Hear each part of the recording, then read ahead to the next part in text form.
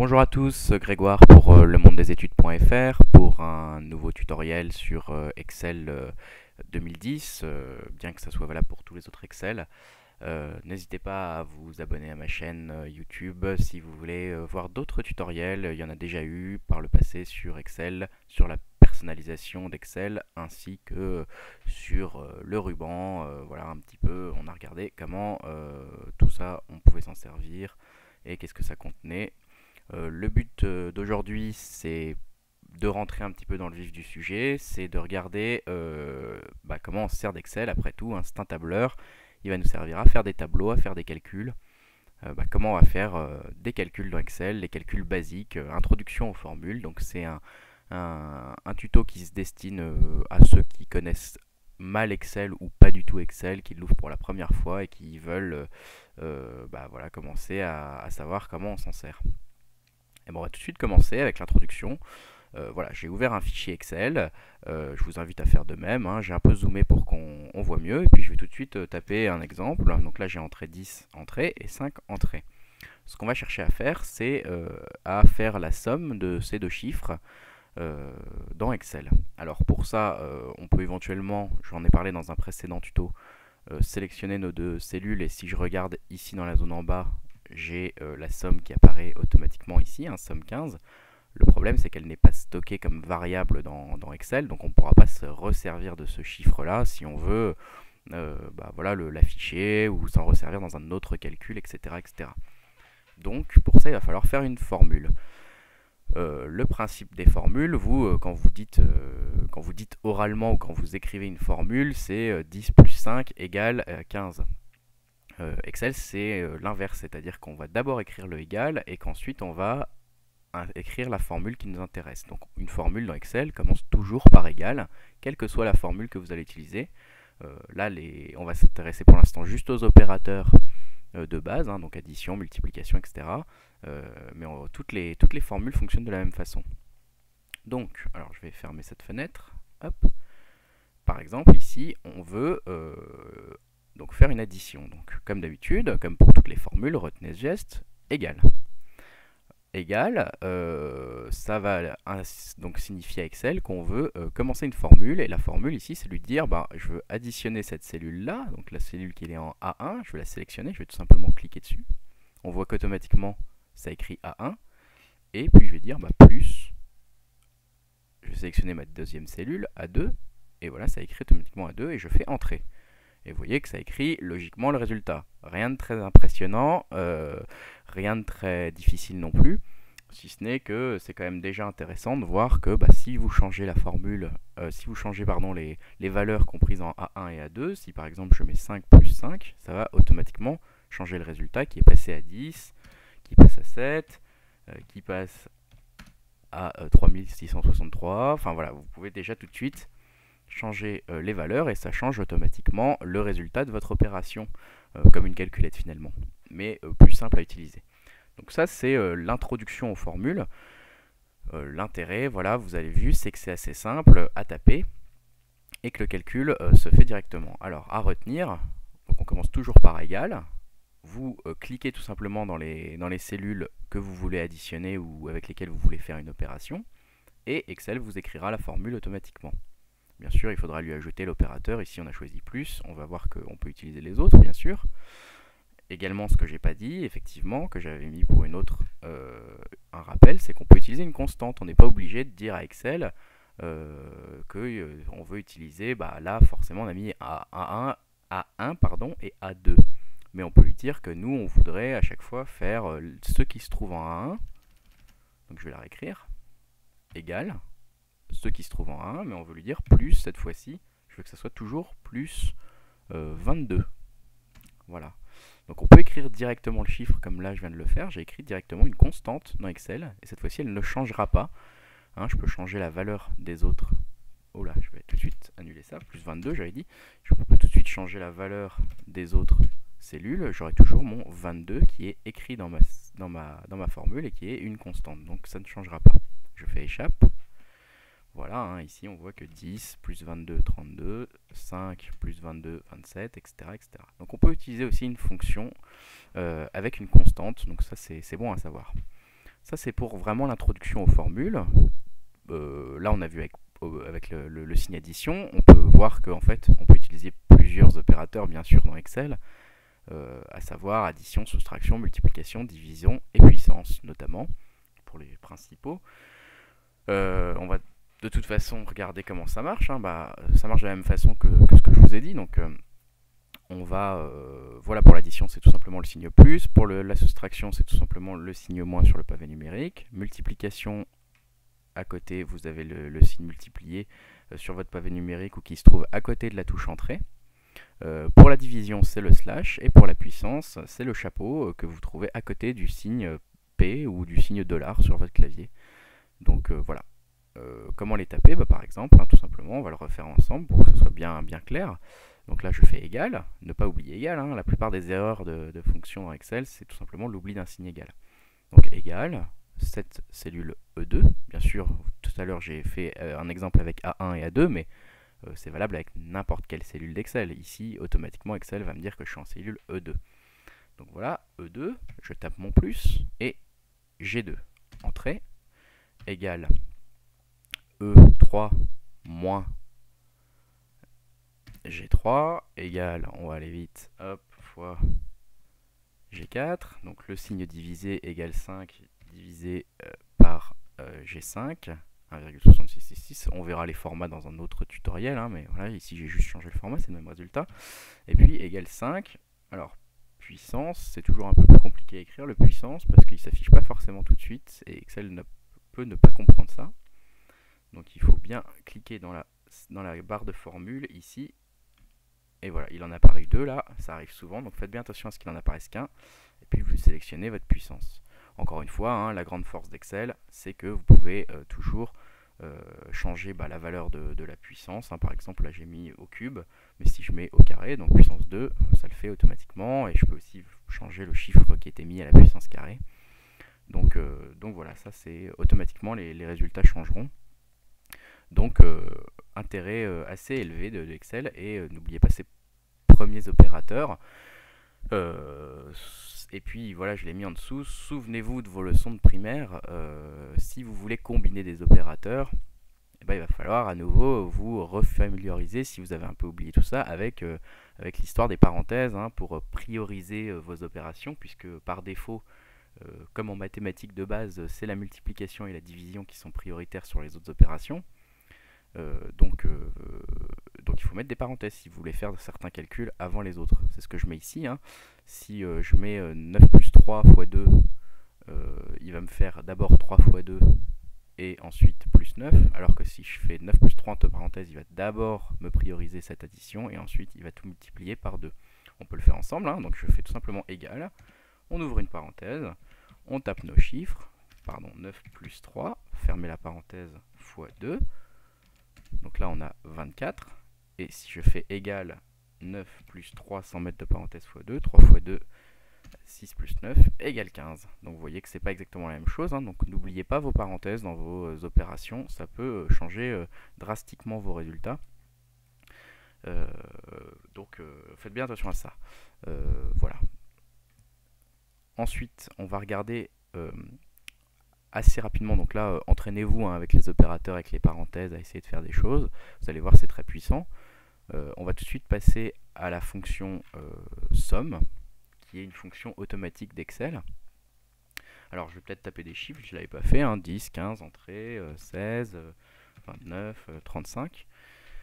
Alors là, on vous demande de faire par exemple l'addition de tous ces chiffres. Alors il y a deux solutions, enfin il y a plusieurs solutions, hein. Vous pouvez sélectionner tous les chiffres, dire ah bah là il y a marqué somme égale 105, donc ça fait 105, je vais l'écrire là. Bon, vous vous souvenez, ça malheureusement si vous changez un seul chiffre, ça ne va pas changer votre résultat, donc c'est pas ce qui nous intéresse.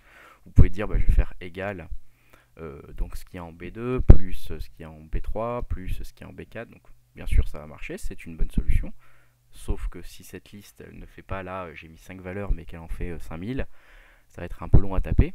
Bah, il existe tout simplement, hein, et c'est souvent comme ça dans Excel, une fonction automatique pour ça, qui porte bien son nom puisqu'elle s'appelle somme. Donc on peut soit l'écrire, il y a deux solutions ici, hein, je vais vous l'écrire d'abord, égale somme. Vous voyez qu'Excel automatiquement, quand je commence à taper une fonction, vous voyez somme, là il commence à me proposer plein de fonctions qui existent déjà dans Excel. Donc bien sûr, on en verra certaines en détail, mais pas toutes parce qu'il y en a beaucoup. Et puis la formule somme, elle s'écrit en faisant somme, entre parenthèses, je sélectionne tous mes nombres. Vous voyez, là je garde la souris appuyée, je ferme la parenthèse et je fais entrer. Et là ça me fait 105. Et si jamais je change un nombre pour passer de 10 à 100 par exemple, ça fera automatiquement le calcul. Alors si vous n'avez pas envie de retenir qu'il faut écrire somme, parenthèse et puis sélectionner tous ces nombres, on peut aussi sélectionner les nombres. Et normalement, si vous n'avez pas trop touché votre ruban, dans la zone accueil de votre ruban, donc en haut ici, vous avez ici un bouton qui s'appelle somme automatique. Il suffit de cliquer dessus et vous voyez que ça va automatiquement vous créer la fonction somme et vous l'insérer juste en dessous de votre sélection. Donc ça, c'est pour la fonction somme, qui est une fonction de base dans Excel, tellement basique qu'on la retrouve même dans les raccourcis par défaut de Excel. Donc voilà, ça va vous apprendre à vous familiariser aussi avec à quoi ressemble une fonction quand elle est différente des fonctions de base, donc à savoir addition, soustraction qu'on a vu juste avant. Voilà, la plupart des formules en fait se composent comme ça, donc c'est-à-dire qu'elles sont égales, bien sûr toujours, et puis ensuite un mot qui va être la formule en question. Donc ici c'est la formule somme. Il y en a d'autres, il y a n bécart, enfin il y en a des centaines de formules, et puis souvent après des parenthèses et puis des paramètres de la formule qu'il faudra remplir. Ça c'est une présentation d'une seule fonction d'Excel, mais sachez qu'il en existe beaucoup d'autres. En tout cas, somme, elle est très simple à utiliser, vous avez même un bouton, donc n'hésitez pas à l'utiliser. Voilà pour somme. On va maintenant s'attaquer, pour bien faire le tour avec l'initiation aux fonctions, à la question des dollars et de la fixation des cellules. Vous allez mieux comprendre ce que je veux dire par là. Notre problématique ici, c'est on veut tout simplement écrire une table de multiplication, comme on les faisait quand on était au primaire, c'est-à-dire multiplier tous ces chiffres-là ensemble, faire la table des 2, faire la table des 3, faire la table jusqu'à la table des 10, juste par 10. Voilà. Donc on voudrait en fait faire remplir à Excel automatiquement ce tableau. Je vais déplacer ça pour que ça ne nous attire pas trop l'œil pour l'instant. Hop. Alors on va tout simplement, on va commencer ensemble, on va se dire, je vais dire égal, ce qu'il y a là, donc C2, multiplié par ce qu'il y a là, donc P3. Je fais entrer, ça m'écrit bien 4, 2 fois 2 égale 4, pour l'instant tout va bien. On va essayer d'abord de glisser cette formule verticalement vers le bas. Donc là j'ai ma case et vous voyez qu'en bas, quand elle est sélectionnée, il y a un petit point. Quand ma souris je passe dessus, elle devient une sorte de croix. Et ça veut dire en fait que Excel peut dupliquer cette formule, la copier automatiquement sur les autres cases, soit vers la droite si je déplace ma souris vers la droite, vous voyez qu'il se passe quelque chose là, soit vers le bas si je déplace ma souris vers le bas. Donc là je vais la déplacer vers le bas, tout en maintenant appuyé sur ce petit coin dans Excel. Alors, ça nous affiche des résultats et tout de suite on constate qu'il y a un problème, puisque 2 fois 3 ça ne fait pas 12. Qu'est-ce qui s'est passé? On va tout simplement cliquer dans notre formule pour mieux regarder ce qui s'est passé. Il me met C3 fois B4. Alors, pourquoi C3 fois B4? Nous, on a dit qu'on voulait multiplier 2, donc ce qui est en C2, par effectivement ce qui est en B4. Donc là, B4 c'est bon, mais C2 c'est plus C2, c'est C3. En fait, vous voyez qu'en glissant, en tirant la formule vers le bas, je l'ai tout simplement fait glisser vers le bas. Elle a décalé toutes ces références de, à chaque fois, une cellule vers le bas. Donc ici, elle n'a pas multiplié 2 par 3, elle a multiplié 4 par 3. Et puis ici, elle a multiplié, donc en fait, c'est 4, donc 12 par 4. Vous voyez, 12 par 4. D'ailleurs, à chaque fois, la fonction, les cellules utilisées sont surlignées en bleu. Ça aide toujours. Vous voyez que C4, c'est surligné en bleu, donc c'est le 12. Et puis B5, on ne le voit pas ici parce qu'il est caché par la formule, mais c'est le 4. Donc là, il y a un problème, il faut dire à Excel, nous quand on tape notre formule C2 fois B3, on veut fixer la case à C2. On veut que ce soit toujours C2 que tu prennes et non pas après C3, C4, C5, etc. Ne décale pas, en gros, Excel, s'il te plaît, ne décale pas notre formule vers le bas, garde bien cette référence-là fixe. Par contre, tu pourras bien décaler B3, B4, etc. Ça, c'est très bien. Donc le moyen de lui dire que ça, c'est notre référence C2, elle est fixe, c'est le signe $ qui est juste à côté d'entrée et qu'on tape en disant égal donc $C, $2 fois B3. Donc là, j'ai tapé notre fonction avec $C, $2 fois B3. Je vais à nouveau la tirer vers le bas. Et là, on voit déjà qu'on a un résultat beaucoup plus intéressant. On peut regarder notre fonction à la dernière case, en C11. Qu'est-ce qui se passe? Il y a bien toujours $C, $2 qui est toujours fixé, fois B11. Lui, il a bien glissé, il n'y a aucun dollar, donc pas de problème. C'est variable, ça peut glisser, pas de souci. Bon, on peut se dire que là, on est plutôt pas mal parti. Alors, on va tout de suite se dire, ok, cette cellule-là, ce qu'on vient d'écrire, je vais maintenant l'appliquer horizontalement sur les lignes, sur la première ligne ici. Donc je vais prendre le coin en bas à droite et je tire en maintenant le bouton de la souris enclenché. Allez, on retombe à nouveau sur le même problème. Alors qu'est-ce qui se passe ici? Enfin, on voit qu'il y a un problème, c'est pas le même, mais on voit qu'il y a un problème. On voit ici 8. Alors 2 fois 3, ça ne fait pas 8, donc on va tout de suite retourner dans notre fonction et regarder ce qui se passe. Et à nouveau, on voit qu'il y a un décalage. Et alors là, c'est plus grave parce que ça a pris notre C2. Vous vous souvenez, on l'avait fixé complètement. On avait fixé à la fois la référence C, qui est la référence de la colonne C, et à la fois le 2, qui est la référence de la ligne 2. Notre case bleue, elle est bien en C2. Le problème, c'est que là, on voudrait que ça bouge, en fait, ça, parce qu'on voudrait effectivement que ça reste en 2, puisque ça restera toujours dans la ligne 2 pour notre référence de multiplication. Ça sera D2, E2, F2, G2. Donc le problème, c'est qu'il faudrait qu'on fixe le 2, mais pas le C. Alors ça c'est possible, tout simplement, on va effacer ce que je viens de faire. Au lieu de faire fixer l'ensemble à Excel, en disant $C, $2, on va lui dire, non, en fait on veut simplement que ce soit le 2 qui soit fixé, et pas le C. Le C va pouvoir varier, donc on va écrire C, donc là je ne mets pas de dollar, je lui dis, attention, c'est variable, $2, le dollar, attention par contre, ça reste fixe. Donc si je fais ça, déjà, normalement, voilà, c'est toujours pas bon, on n'a toujours pas tout bien compris, mais par contre, on voit bien qu'il prend bien la bonne référence en termes de colonne. On est bien en D2, sauf qu'il ne le multiplie pas par le bon chiffre. Donc on va aller tout de suite regarder ça. Je vais effacer mes réponses. Et je retourne dans ma case. Je vais effacer les autres aussi en dessous pour pas que ça soit confusant. Voilà, donc là, on sait qu'on a la bonne solution pour la case bleue, pour tout ce qui est en ligne. Par contre, en B3, c'est vrai que pour l'instant, on n'avait rien fixé du tout. Vous voyez, il n'y a aucun dollar. Donc, il suffit de réfléchir un petit peu pour se dire, bon, nous, ce qu'on veut, globalement, c'est que ça multiplie ces lignes-là. Donc, tout ce qu'il y a dans ces colonnes-là, donc la ligne 2, avec tout ce qu'il y a dans les colonnes C, D, E jusqu'à K. Et puis, tout ce qu'il y a dans la colonne B, avec les lignes 2 à 11. Donc, on s'est déjà occupé de la première partie. Il n'y a plus qu'à s'occuper de la deuxième partie. Donc ce qui va bouger concrètement, c'est pas le B, puisqu'on sait que B3, après ça sera B4, B5, B6, donc le B va être fixe, donc on peut déjà mettre un dollar.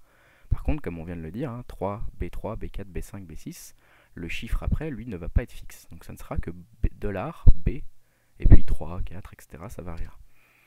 Voilà, en écrivant donc C, dollar 2 et B, et dollar, pardon, B3, là, a priori, j'ai des références qui sont bien écrites grâce au dollar. Donc je vais la tirer d'abord horizontalement. Voilà, et puis maintenant, je peux même tout tirer dans l'autre sens, verticalement. Et on voit qu'avec une seule formule, et en l'écrivant une seule fois, alors là, on a pris du temps pour essayer d'expliquer un petit peu, mais on voit qu'on a rempli automatiquement l'intégralité de notre tableau. Donc les dollars, n'hésitez pas à bien regarder comment ça marche, parce que ça va vous sauver la vie de nombreuses fois pour avoir des références fixes dans vos problèmes qui se présenteront à vous. Dans les problèmes qui se présenteront à vous. Ce qu'on peut essayer de mémoriser pour ça, alors je vais montrer ce que j'avais caché, c'est que donc dollar va permettre de fixer une cellule, que si on écrit dollar $A, $3, ça sera la cellule A3 qui sera fixée de manière permanente, toujours A3, quoi qu'on fasse. Par contre, si on écrit dollar $A3, donc on enlève le dollar devant le 3, on n'écrit que dollar $A3, ça va donc fixer la colonne A, mais laissera le numéro de la ligne variable, donc il va glisser avec la formule quand on va la tirer. Et puis, si on écrit A $3, là cette fois-ci, ça fixera la ligne 3, mais par contre, ça bougera de colonne en fonction de là où se trouve notre formule. Donc, le principe des dollars, c'est toujours un petit peu compliqué. à comprendre. N'hésitez pas à vous dire que il faut pratiquer de toute façon pour comprendre. Hein, pourquoi pas en se disant que on a des salaires qui sont de 1800, voilà, on a, je sais pas, par exemple, on va dire Sarah, Michel et pardon, Gérard qui sont dans une entreprise. Sarah gagne 1800 euros brut, Michel gagne 1663 euros brut et Gérard gagne 1759 euros brut. Pour passer du brut à net, on va dire qu'il y a un taux de retenue de 25%. Donc égal, on va dire que donc ils conservent 75% de leur salaire brut. Hein, le salaire net sera égal à 75% de leur salaire brut. On va lui dire égal leur salaire fois 75%, donc multiplié par, je sélectionne mon C22, et tout de suite, je vais le fixer, hein, puisque je sais que je vais devoir étendre cette formule sur plusieurs lignes. Ce qui va pas bouger, de toute façon C, ça sera toujours dans la colonne C, donc il n'y a pas de souci, hein, notre colonne ne varie pas. Par contre, quand on va tirer la formule vers le bas, notre ligne va varier, puisqu'on va passer en C24, en C25, etc. Donc le 22, la référence doit être fixée par $1. Et voilà, si je double-clique sur la formule, automatiquement, on va regarder pour Gérard, automatiquement, ça prend bien son salaire multiplié par le bon pourcentage qui est resté fixe grâce à notre dollar. Donc je vous conseille de vous lancer dans des petites problématiques comme ça pour essayer de bien comprendre comment vous vous servez de votre dollar. Parce que, je vous le garantis, vous allez vous en servir dès que vous allez commencer à rentrer dans Excel et dès que vous allez commencer à rentrer des formules. Et comme c'est à ça que Excel sert, c'est sûr, vous êtes amené à rencontrer à la fois les formules avec ce qu'on a vu tout à l'heure, toujours ce petit signe égal, et puis à la fois la problématique des dollars qui reviendra très régulièrement. Voilà, n'hésitez pas à consulter les autres tutos que j'ai fait sur la chaîne YouTube et à revenir sur le site et à laisser des commentaires si vous avez des questions. J'essaierai d'y répondre dès que je pourrai. Voilà, merci beaucoup, à bientôt.